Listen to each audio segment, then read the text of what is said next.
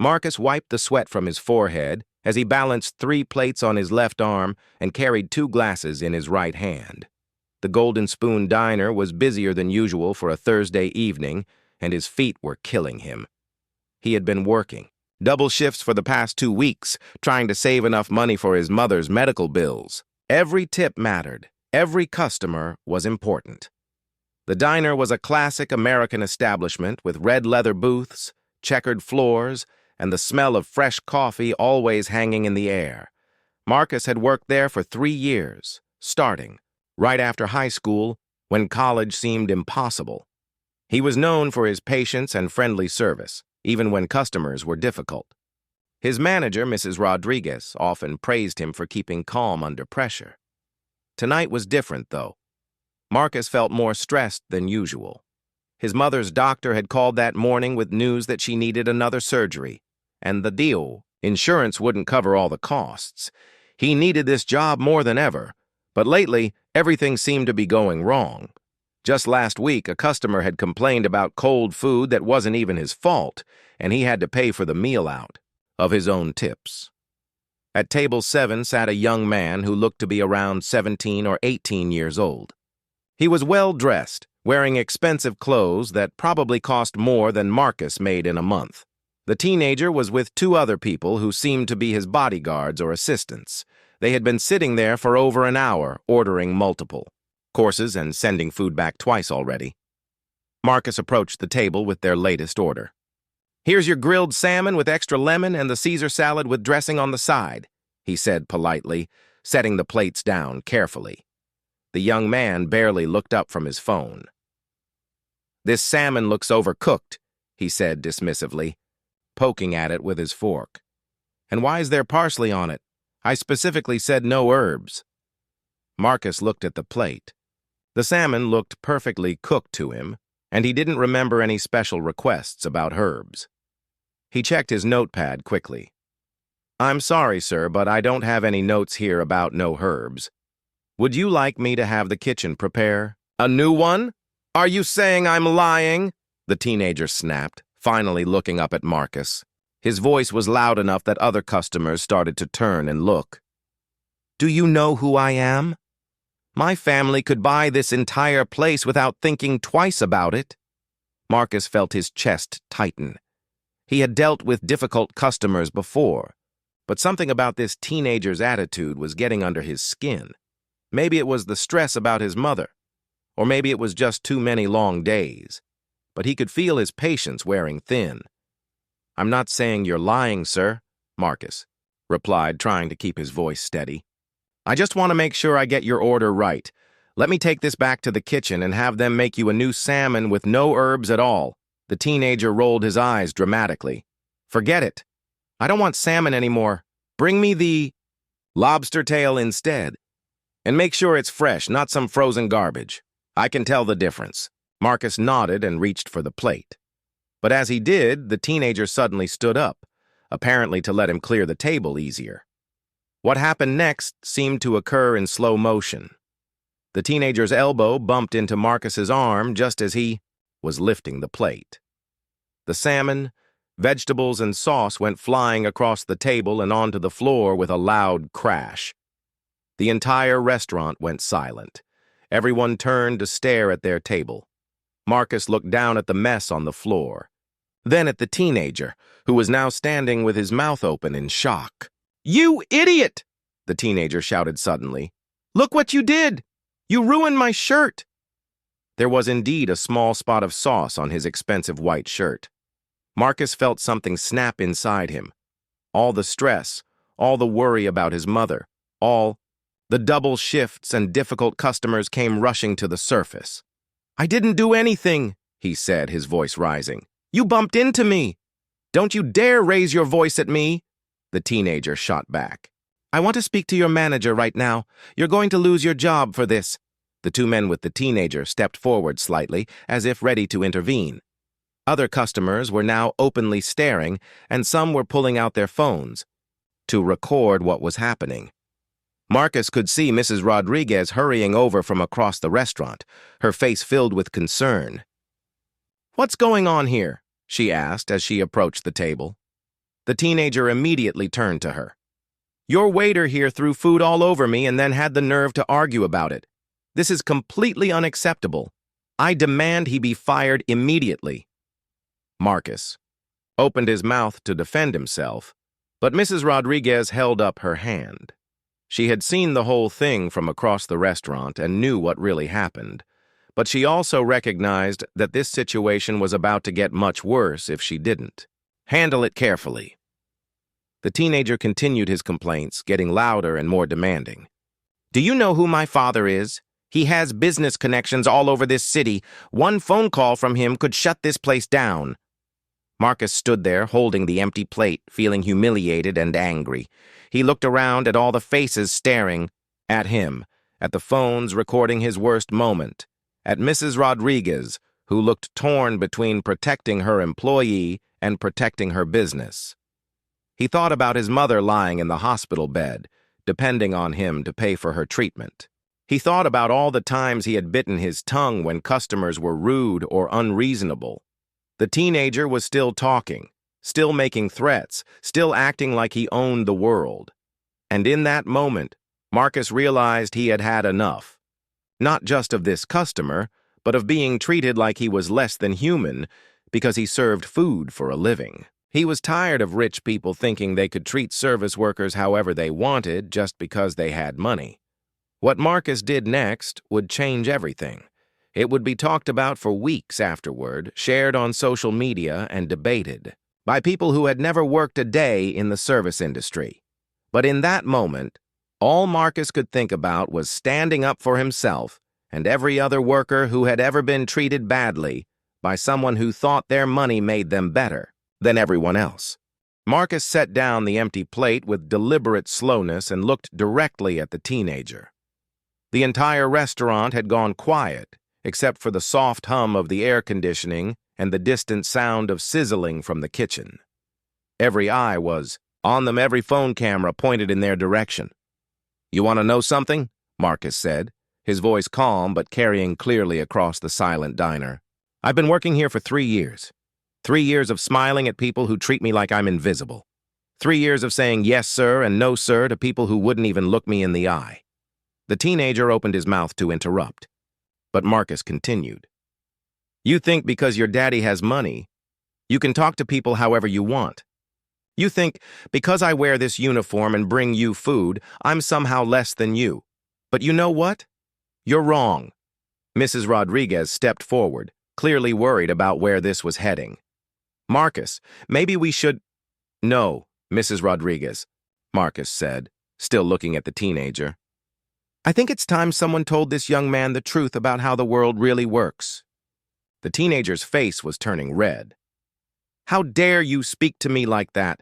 Do you have any idea who your father is?" Marcus finished for him.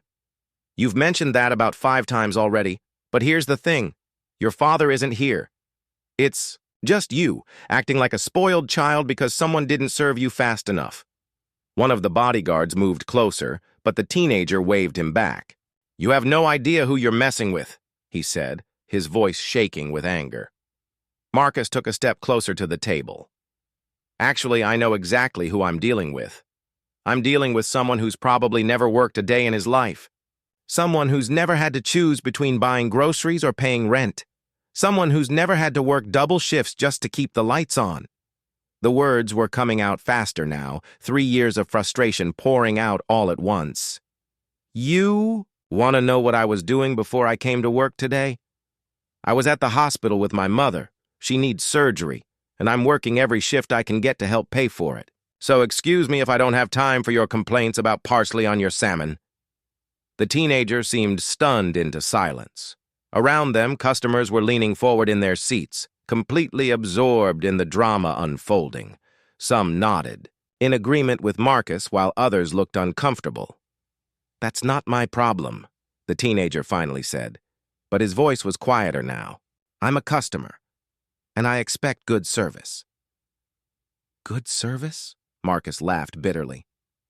"You've been here for over an hour. We've brought you 3 different appetizers, 2 different main courses, and 4 different drinks. We've smiled and apologized.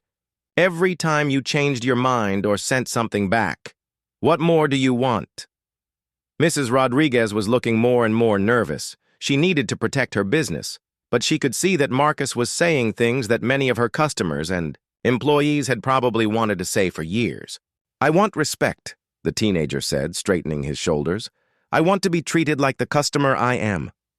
Respect? Marcus shook his head. Respect is a two-way street. You can't demand respect while treating other people like garbage. You want to be treated well? Try treating other people well first. An older man at a nearby table suddenly spoke up. The boy's right, he said loudly. I've been watching this whole thing. You've been nothing but rude since you walked in here. The teenager spun around to face the man. Mind your own business, old man. Actually, said a woman at another table, he made it everyone's business when he started yelling and throwing a tantrum like a 5-year-old. More customers began to chime in. I saw what happened with the plate. The kid bumped into the waiter, said someone from the back of the restaurant. Been watching them send food back all night for no reason, added another voice. The teenager looked around the restaurant in shock. He was used to people either fearing him because of his family name or ignoring him completely. He wasn't used to an entire room full of people calling him out on his behavior. This is ridiculous, he sputtered. You're all taking his side just because he's right, interrupted a young woman near the window. I work in retail and I deal with people like you every day. People who think having money means you can treat workers like dirt. Marcus watched as the teenager's confident demeanor began to crumble. For the first time since he'd walked into the diner, the young man looked uncertain, almost vulnerable. Look, Marcus said, his voice softer now but still firm. I'm not trying to embarrass you or make you feel bad, but you need to understand something. Every person who serves you food, who rings up your purchases, who cleans up after you, we're all human beings with our own lives and problems. We deserve basic respect just like you do. The teenager looked down at his shoes. The sauce stain on his shirt suddenly seemed very small and unimportant. I work here because I have to, Marcus continued.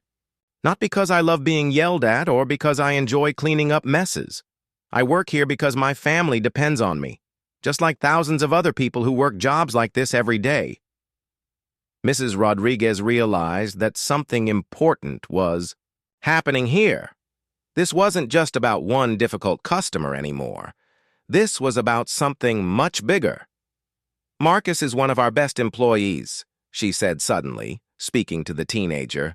In 3 years, I've never seen him lose his temper with a customer. If he's speaking up now, maybe it's time you listened. The teenager looked up, and for a moment, everyone could see past his expensive clothes and arrogant attitude to the uncertain young person underneath. He opened his mouth to say something, then closed it again. The entire restaurant waited to see what would happen next. Would the teenager storm out? Would he call his father and try to get Marcus fired? Would he double down on his demands and threats? What he did next surprised everyone, including Marcus. The teenager stood there for what felt like an eternity, looking around the restaurant at all the faces staring back at him. His bodyguards shifted uncomfortably, clearly unsure whether they should intervene or stay back. The silence stretched on until it became almost unbearable. Then, slowly, the teenager sat back down in his chair. He put his hands on the table and looked directly at Marcus. You're right, he said quietly. The words were so unexpected that several people around the restaurant leaned forward, thinking they had misheard. I'm sorry, the teenager continued, his voice barely above a whisper. You're absolutely right, and I'm sorry. Marcus blinked in surprise. In all his years of dealing with difficult customers, he had never heard an apology like this. Usually, when customers were confronted about their behavior, they either got angrier or simply left in a huff. I don't know how to act in places like this, the teenager went on, still speaking quietly.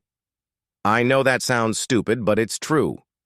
I've had people waiting on me my whole life, and I guess I never really thought about them as real people with real problems. Mrs. Rodriguez looked shocked. She had been preparing herself for a major confrontation, possibly involving lawyers and corporate complaints. This was not what she had expected. "What's your name?" the teenager asked Marcus. "Marcus," he replied, still wary but curious about where this was going. "I'm Alex," the teenager said, "and I want you to know that I heard everything you said. About your mother, about working double shifts, about just wanting basic respect. I heard it and I understand it." One of the bodyguards leaned down and whispered something in Alex's ear, but Alex waved him away. "No," Alex said firmly. "I'm not leaving, and I'm not calling anyone. I'm going to sit here and finish this conversation like a normal person." He turned back to Marcus. "You said your mother needs surgery?" Marcus nodded, unsure whether he should share more personal information. "What kind of surgery, if you don't mind me asking?" "Heart surgery," Marcus said after a moment's hesitation. "The insurance covers most of it, but there are still thousands of dollars we need to come up with." Alex was quiet for a moment, processing this information. Around them, the restaurant had returned to a low murmur of conversation, but many people were still listening to their exchange. "I've never had to worry about money," Alex said suddenly. "I know how that sounds, especially to someone in your situation, but it's true. I've never had a job, never had to choose between paying bills, never had to worry about whether I could afford something I needed." He paused, looking down at his hands. "My father always told me that our money came with responsibilities, but I guess I never really understood what he meant. I thought it just meant donating to charities or attending fundraising events." Marcus pulled out a chair and sat down across from Alex. He wasn't sure why, but something about the young man's honesty was making him want to listen. "Can I ask you something?" Alex said. "What's it like working here? I mean, really like?" Marcus thought for a moment. "Most days it's fine. Most customers are polite, or at least not rude. But there are always a few who treat you like you're not even human. Like you're just part of the furniture or something." "Like I was doing," Alex said. "Yeah, like you were doing." Alex nodded slowly. "I never thought about it that way before. In my world, there are always people around to take care of things. Drivers, housekeepers, personal assistants. I guess I just thought that was normal." "It is normal for you," Marcus said. "But it's important to remember that those people have their own lives too. They're not just there to serve you. They're people with families and problems and dreams of their own." Mrs. Rodriguez approached the table cautiously. "Is everything okay here?" she asked. "Actually," Alex said, standing up, "I'd like to speak with you about Marcus. He's an exceptional employee, and I think you should know that." Mrs. Rodriguez looked confused. "I'm sorry? Marcus just taught me something very important about respect and treating people with dignity," Alex explained. "He did it professionally and honestly, even when I was being completely unreasonable. That takes real character." He turned to Marcus. "I want to make this right. Not just the apology, but really make it right. What would help with your mother's medical bills?" Marcus felt uncomfortable. "I appreciate the thought, but I don't want charity." "It's not charity," Alex said quickly. "Think of it as a learning fee. You taught me something valuable today, something I should have learned years ago. Consider it payment for services rendered." "I don't understand." Alex smiled for the first time since he'd walked into the diner. "You taught me how to be a better person. That's worth a lot more than any meal or tip." He pulled out his phone and made a quick call. "David, it's Alex. I need you to set up a payment for medical expenses. Yes, it's important. I'll send you the details in a few minutes." Marcus started to protest, but Alex held up his hand. "Please, let me do this. Not because I have to, but because I want to. Because for the first time in my life, I understand what it means to use privilege responsibly." The bodyguard who had whispered to Alex earlier stepped forward again. "Sir, we really should be going.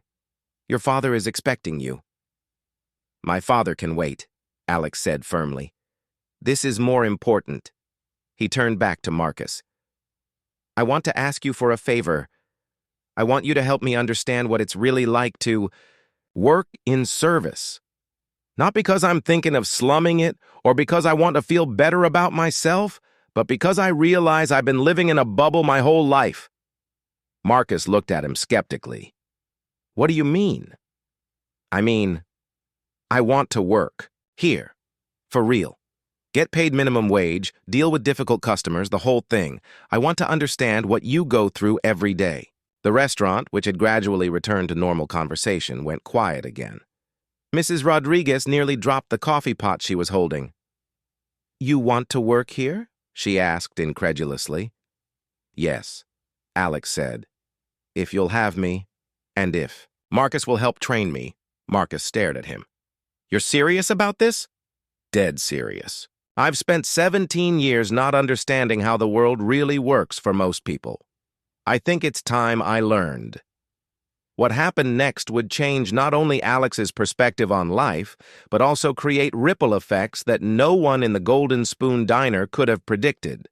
Mrs. Rodriguez set down her coffee pot and looked at Alex as if he had just announced he was from Mars. Young man, are you sure you understand what you're asking? This is hard work. Long hours, demanding customers, minimum wage. That's exactly why I need to do it, Alex replied. I need to understand what real work feels like. One of the bodyguards stepped forward again. Sir, I really don't think your father would approve of this. Alex turned to face the man. James, I appreciate your concern, but I'm almost 18. I think I can make my own decisions about where I want to work. Marcus was still processing what he was hearing. You really want to be a waiter? I want to learn what it means to earn something, Alex said. I want to understand what you meant when you talked about choosing between groceries and rent. I want to know what it feels like when someone treats you badly, just because of the job you do. Mrs. Rodriguez shook her head slowly. I don't know about this. Your family. This could cause problems for the restaurant. My family doesn't own this restaurant, Alex said firmly. And if they have a problem with me learning about honest work, then that's their issue, not yours. Marcus found himself believing that Alex was serious. There was something in the young man's eyes that hadn't been there before. A kind of determination mixed with humility. Okay, Marcus said slowly. If Mrs. Rodriguez agrees, I'll help train you. But you need to understand what you're signing up for. This isn't a game or some kind of social experiment. This is real work with real consequences. I understand, Alex said. Or at least I want to understand. Mrs. Rodriguez looked around the restaurant. The other customers were still watching the conversation with fascination. Some were smiling, clearly amused by the idea of a wealthy teenager wanting to work as a waiter. Others looked skeptical. All right, she said finally. But we do this properly. You fill out an application like everyone else. You go through the same training. You get the same pay and the same treatment as any other employee. And if you can't handle it, you leave quietly without causing problems for anyone. Agreed, Alex said immediately. James, the bodyguard, looked frustrated. Sir, what am I supposed to tell your father when he asks where you are? Tell him I'm getting an education, Alex replied. The kind of education money can't buy. Over the next hour, Mrs. Rodriguez found herself in the surreal position of interviewing the son of one of the city's wealthiest families for a minimum wage waiting job. Alex answered every question seriously, even when it was clear he had no experience with the realities of working life. Why do you want to work here? Mrs. Rodriguez asked, reading from her standard interview questions. Because I realized tonight that I don't know anything about the real world, Alex answered honestly. I don't know what it means to work for money you actually need. I don't know what it feels like to be treated badly by strangers and still have to smile and be polite. I want to learn. What's your biggest weakness? She asked. Alex thought for a moment.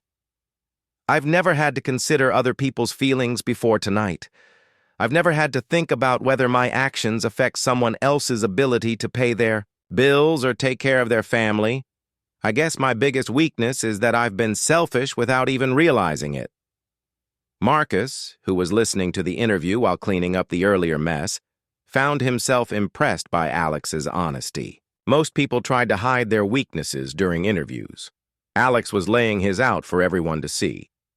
By the time the interview was over, it was nearly closing time.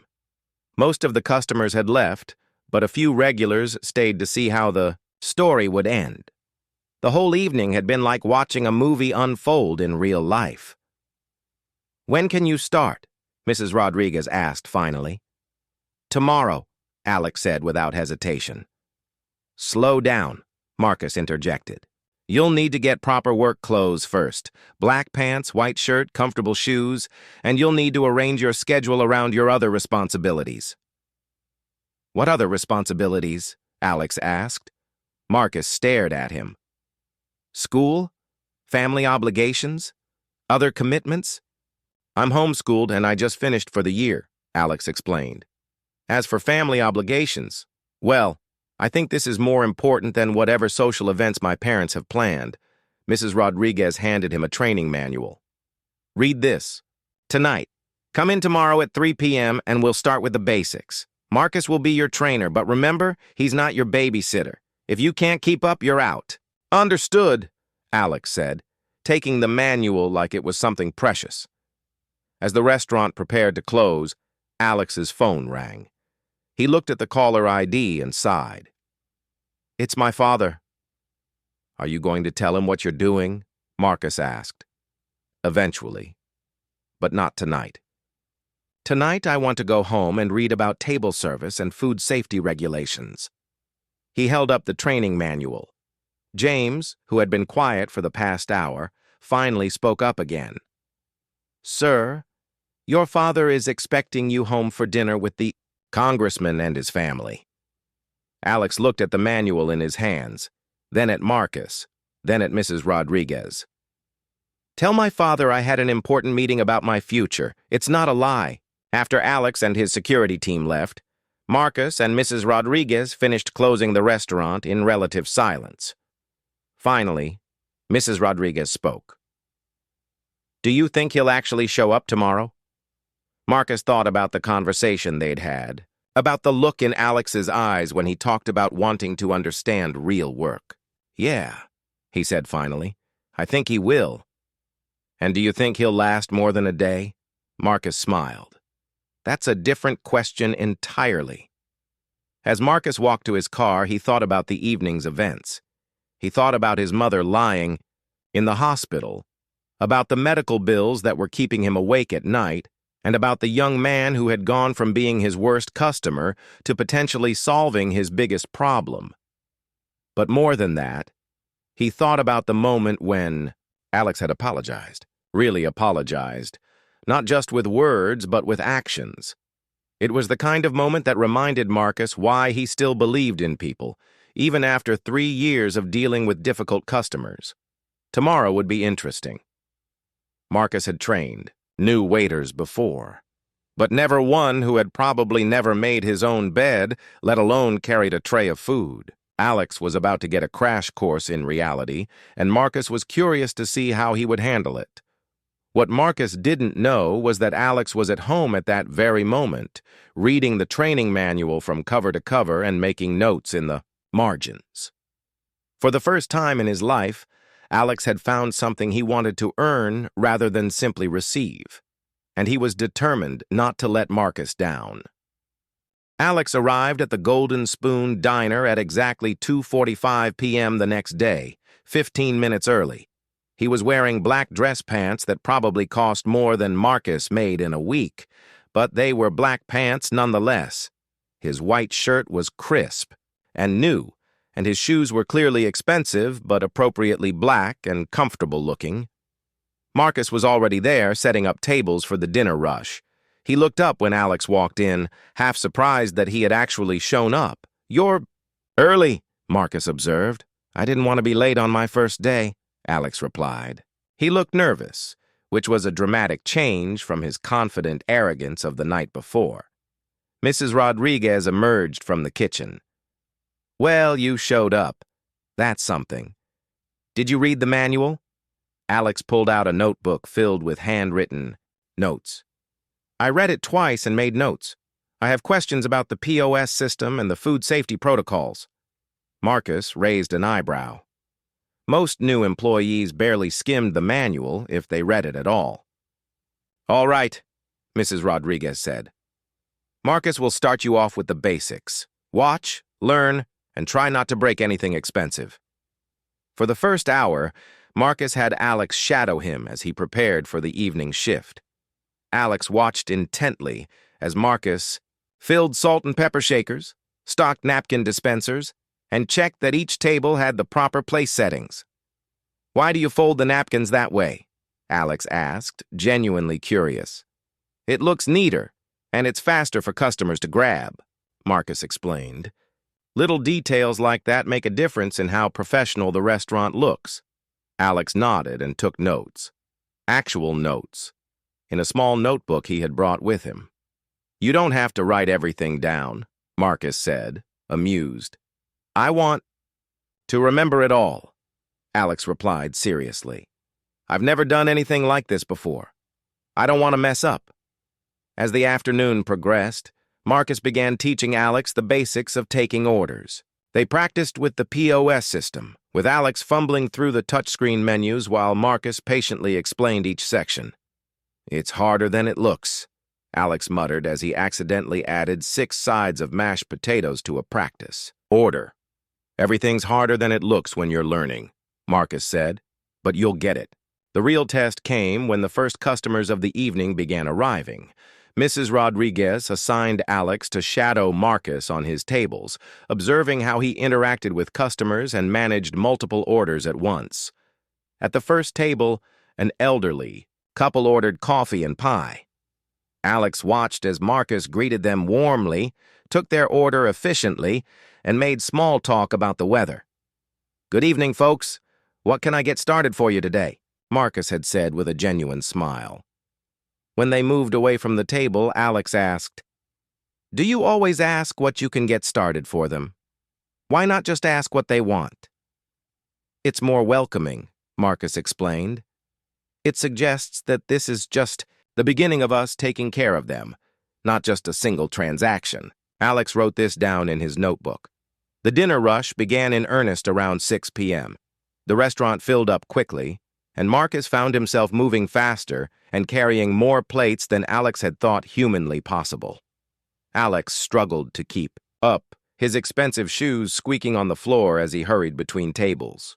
"Table 4 wants extra ranch dressing," Marcus called out as he passed Alex carrying 3 plates on one arm.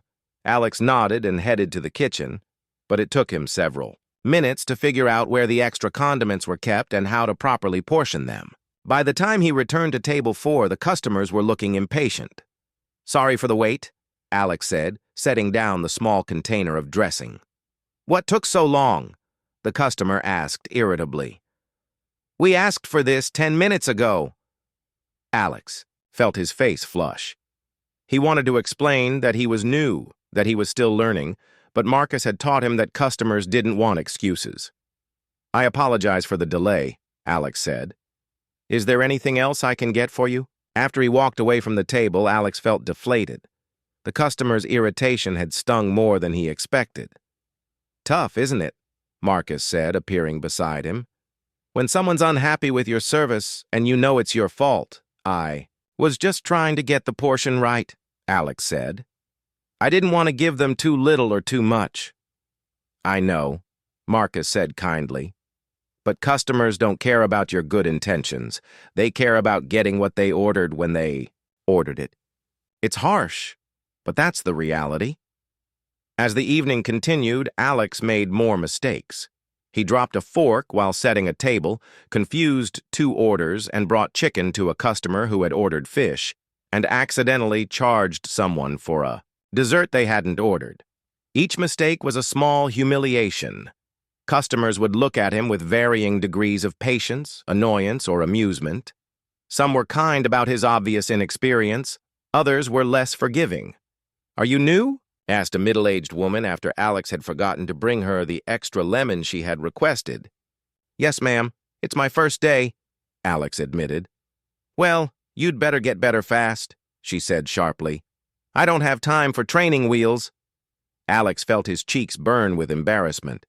He had never been spoken to that way before, and it was jarring to realize that some people felt entitled to treat service workers with such casual rudeness.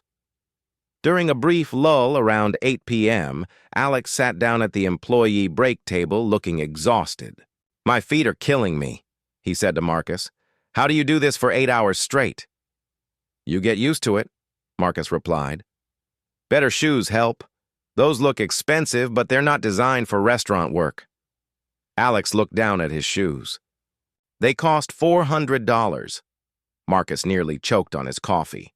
$400? For shoes? "Is that a lot?" Alex asked, then immediately realized how that sounded. "I mean, I know it's a lot for most people, I've never really thought about how much things cost." Marcus stared at him. "Alex, I make about $15 an hour here. Those shoes cost more than I make in a week." The reality of that statement hit Alex like a physical blow. "I'm sorry. I didn't mean to." "Don't apologize," Marcus said. "Just think about it. Really think about what it means." Alex was quiet for a long moment, staring at his expensive shoes. "I want to understand," he said finally, "not just intellectually, but really understand.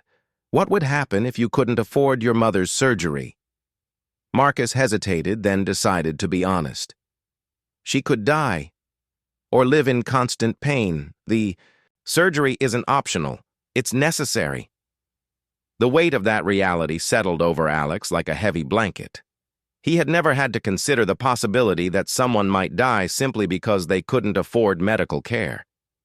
"When I was arguing with you last night about the salmon," Alex said slowly, "you were thinking about your mother." "Among other things, yeah. And I was complaining about parsley." Marcus nodded. "But you didn't know. That's not your fault." "Maybe not," Alex said. "But I should have known better anyway. I should have treated you with respect regardless of what was going on in my life or yours." Mrs. Rodriguez appeared at their table. "Break's over. We've got a party of 8 coming in." Alex stood up, wincing, as his feet protested. "I'm ready." The party of 8 turned out to be a group of teenagers celebrating someone's birthday. They were loud, demanding, and kept changing their orders. Alex watched as Marcus handled them with patience and good humor, even when they sent back perfectly good food and left a mess on the table. "How do you stay so calm?" Alex asked after the group finally left. "Practice," Marcus said, "and remembering that most people aren't trying to be difficult, they're just living their lives.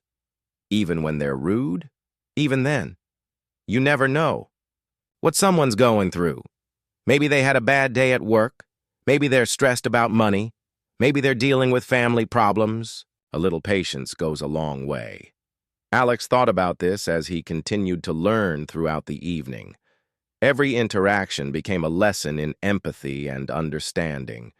He began to see each customer not as someone who was there to serve him, but as someone he was there to serve. By closing time, Alex was exhausted in a way he had never experienced before. His feet ached, his back was sore, and he had a new appreciation for just how physically demanding restaurant work could be. "How much did I make tonight?" he asked Mrs. Rodriguez as they were cleaning up. She calculated his hours. 4 hours, at $15 an hour, minus taxes. About $45 take home. Alex stared at the number she had written down. $45. "That's right.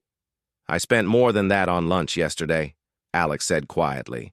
"And that," Mrs. Rodriguez said, "is exactly why you needed to learn this." As Alex prepared to leave, Marcus approached him. "You did okay for your first day. You made mistakes, but you learned from them. That's what matters." "Will you be honest with me about something?" Alex asked. "Sure. Do you think I can actually do this job? Really do it? Not just play at it? Marcus considered the question carefully. I think you can if you want to badly enough. But it's going to require changing how you think about everything. Work, money, other people, yourself. Are you ready for that? Alex looked around the empty restaurant, thinking about the evening's experiences. The rude customers, the physical exhaustion, the reality of working for every dollar. It was harder than anything he had ever done, and he had only worked 4 hours. I think I have to be ready, he said finally, because tonight I realized something. I've been living in a bubble my whole life, and that bubble has made me into someone I don't want to be. If I'm going to change that, I need to understand how the real world works. And you think working here will teach you that?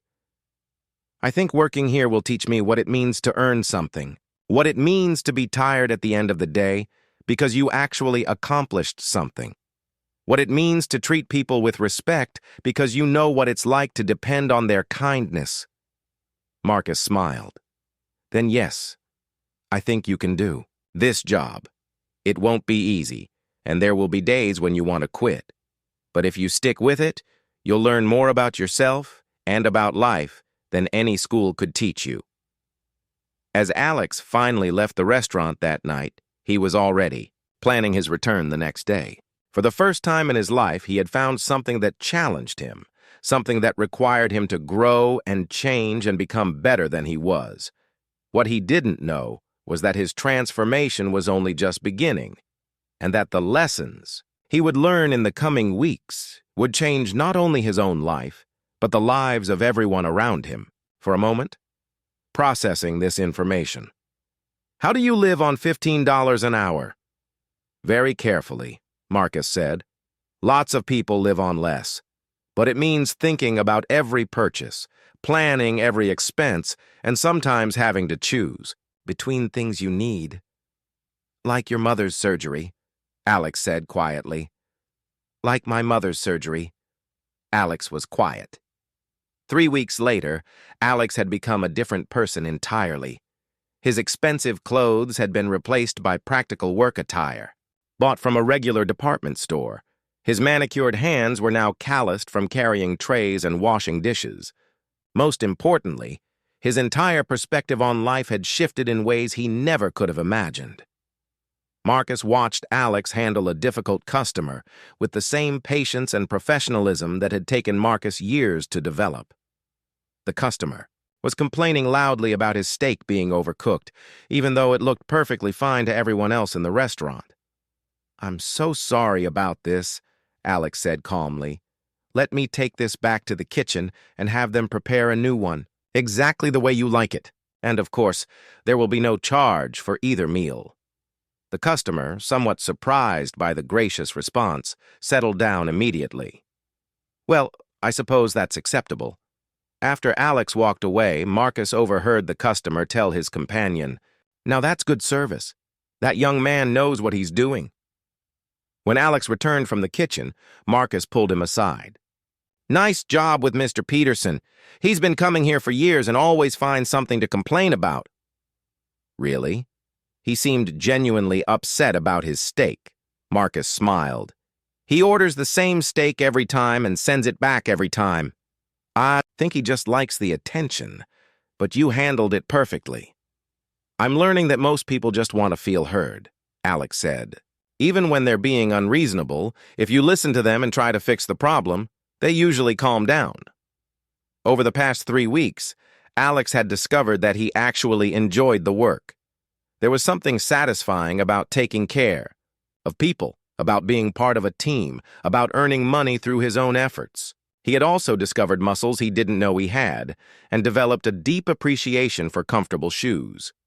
More importantly, he had begun to understand the economics of working-class life in a way that no amount of reading or theorizing could have taught him.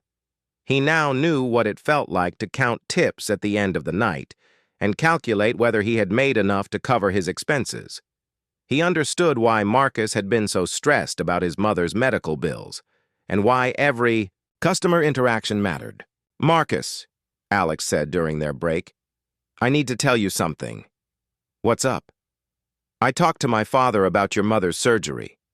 Marcus looked up sharply. Alex, I told you I didn't want charity. It's not charity, Alex said quickly. Let me explain. My family has a medical foundation that helps people with emergency healthcare costs. It's completely legitimate, and you would qualify based on your income and your mother's condition. Marcus was quiet for a moment. How much would it cover? All of it. The surgery, the recovery costs, everything. Why didn't you mention this foundation before? Alex looked embarrassed. Because I didn't know it existed. I learned about it when I started asking my father questions about how our family money is used. Turns out we fund a lot of programs I never knew about. Marcus felt a weight lift from his shoulders that he hadn't even realized he was carrying. Are you serious? Dead serious. I have the paperwork in my locker. The foundation administrator wants to meet with you and your mother this week to finalize everything. For a moment, Marcus was too overwhelmed to speak. Then he grabbed Alex in a bear hug that lifted him off his feet. Thank you, Marcus said, his voice thick with emotion. I don't know how to thank you enough. You already did, Alex replied. You taught me what it means to be a decent human being. As news of Alex's continued employment at the diner spread through social media and local news, the Golden Spoon began attracting unusual attention. Food bloggers came to see the wealthy teenager who was slumming it as a waiter. Social media influencers tried to create viral content about the story. Television reporters wanted interviews. Alex refused all media requests and asked Mrs. Rodriguez to ban cameras in the restaurant during his shifts. I'm not doing this for publicity, he told her. I'm doing it because I needed to learn something about myself and about life. Turning it into a circus defeats the whole purpose. Mrs. Rodriguez agreed, though she admitted the extra attention hadn't hurt business. One evening, as Alex was taking an order from a young family, the father looked up at him with recognition. Aren't you that rich kid who's working here to make a point or something? Alex set down his notepad and looked the man directly in the eye. I'm a waiter, he said simply. What can I get for you tonight? The man seemed surprised by the straightforward response. Oh, I'll have the meatloaf special. After Alex walked away, Marcus overheard the man tell his wife, he actually seems like a normal person. That comment meant more to Alex than any praise he had ever received for his family connections or wealth. By the end of his first month, Alex had not only become competent at his job, but had also developed genuine friendships with his coworkers. He joined them for after-work drinks, listened to their problems, and shared in their victories. For the first time in his life, he was part of a community based on mutual respect rather than social status. I have something to tell you, Alex said to Marcus one evening as they were closing up. What's that? My father wants to meet you. Marcus raised an eyebrow. Should I be worried? Actually, I think you'll like him. It turns out he's been following my progress here, and he's impressed by what I've learned. He wants to thank you for being such a good teacher. And what does he think about you working here? Alex smiled. He says it's the best education I've ever received. He's actually considering requiring all the young people in our extended family to work regular jobs before they're allowed access to their trust funds. Seriously? Seriously. He said watching me change over the past month has shown him how disconnected our family had become from the real world. A few days later, Alex's father arrived at the Golden Spoon for dinner. He was a distinguished man in his 50s who could have easily been intimidating, but he greeted Marcus warmly and insisted on sitting in Alex's section. I want the full experience, he told Mrs. Rodriguez with a smile. Marcus watched nervously as Alex took his father's order with the same professionalism he showed every customer. There was no special treatment, no indication that this was anything other than a routine interaction between waiter and customer. After dinner, Alex's father approached Marcus. I want to thank you, he said. You've given my son something I couldn't, an understanding of what it means to work for what you have. Alex did all the hard work, Marcus replied. I just showed him the ropes. You showed him much more than that, the older man said. You showed him how to treat people with dignity and respect. You taught him that everyone deserves to be valued for who they are, not what they have. That's a lesson worth more than any inheritance. As Alex's father prepared to leave, he turned to Mrs. Rodriguez. I'm starting a scholarship program for restaurant workers who want to pursue additional education or training. Alex tells me you have several employees who have dreams beyond the service industry. I'd like to help make those dreams possible. Mrs. Rodriguez was speechless. In all her years of running the restaurant, she had never imagined that hiring one difficult customer's son would lead to such opportunities for her entire staff. 6 months later, Alex was still working at the Golden Spoon, though he had also started taking business classes with the goal of eventually helping to manage his family's charitable foundation. Marcus's mother had successfully undergone her surgery and was recovering well. Several other employees had received scholarships to pursue their educational goals. But perhaps the most significant change was in Alex himself. The arrogant, entitled teenager who had walked into the diner that night had been replaced by a young man who understood the value of hard work, the importance of treating others with respect, and the responsibility that comes with privilege. Do you ever regret that night? Marcus asked Alex as they prepared for another busy evening shift. The night I acted like a complete jerk and nearly got you fired? Alex laughed. It was the best thing that ever happened to me. How do you figure? Because it was the night I stopped being a customer and started being a human being, Alex replied. And that, my friend, made all the difference. As the Golden Spoon filled up with the dinner crowd, Alex grabbed his notepad and headed to his first table of the night.